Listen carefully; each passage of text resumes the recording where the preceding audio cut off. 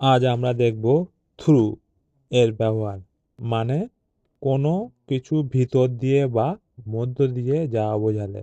যেমন কোনো কিছু এক পাশ থেকে অন্য দিকে বা শুরু থেকে শেষ পর্যন্ত চলাচল নির্দেশ করতে ব্যবহার হয়।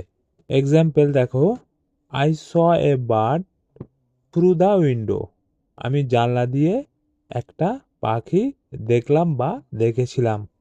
এই সেন্টেন্সে দেখো, আমি জানলার মধ্যে দিয়ে পাখি দেখেছিলাম, তার মানে এক পাশ থেকে অন্য দিকে কথা বলা হচ্ছে। বা বলতে পারো, তুমি ঘরের ভিতরে আছো আর জানলা দিয়ে বাইরে পাখি দেখেছো, সেটাই বলা হচ্ছে। বা বলতে পারো যে সূর্যের আলো জানলা দিয়ে আসছিল।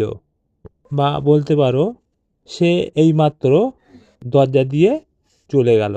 এই রকম কিছুর মধ্য দিয়ে বোঝালে আমরা থ্রু ব্যবহার করি। পরের উদাহরণ দেখো, the sand ran through my finger. আমার হাত দিয়ে বালি পড়ে গেল।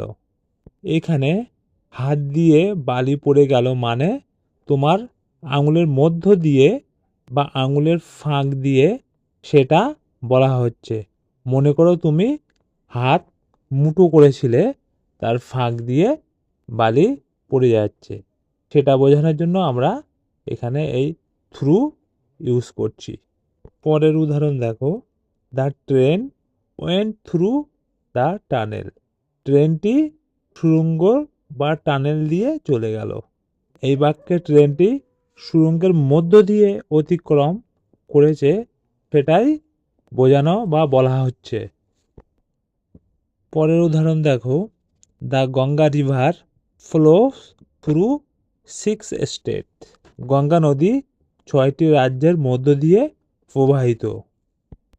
এই যে গঙ্গা নদী এই 6টি রাজ্যের ভিতর দিয়ে প্রবাহিত বা আসছে, সেটাই বোঝাতে আমরা এইভাবে থ্রু ব্যবহার করি। পরের উদাহরণ দেখো, হি war passing through a street. তিনি একটি রাস্তা দিয়ে যাচ্ছিলেন। এখানে রাস্তা দিয়ে যাচ্ছিলেন সেটাই বলা হচ্ছে। পরের উদাহরণ দেখো, he looked through the binoculars. সে দূরবীন দিয়ে দেখছিল। এই বাক্যে সে দূরবীনের মধ্য দিয়ে কোনো কিছু দেখছিল, সেটাই বোঝাবার বা বলার জন্য আমরা এখানে থ্রু ইউজ করা হয় এইভাবে। বা বলতে পারো সে ছিদ্র বা গর্ত দিয়ে দেখছিল। অন্য উদাহরণ দেখো, I am going through bad Times. আমি খারাপ সময়ের মধ্য দিয়ে যাচ্ছি। মনে করো তোমার পারিবারিক অশান্তি বা আর্থিক পরিস্থিতি ভালো নয়, সেক্ষেত্রে তুমি বলছো আমি খারাপ সময়ের মধ্যে দিয়ে অতিক্রম করছি বা করছো, যে I am going through bad Times.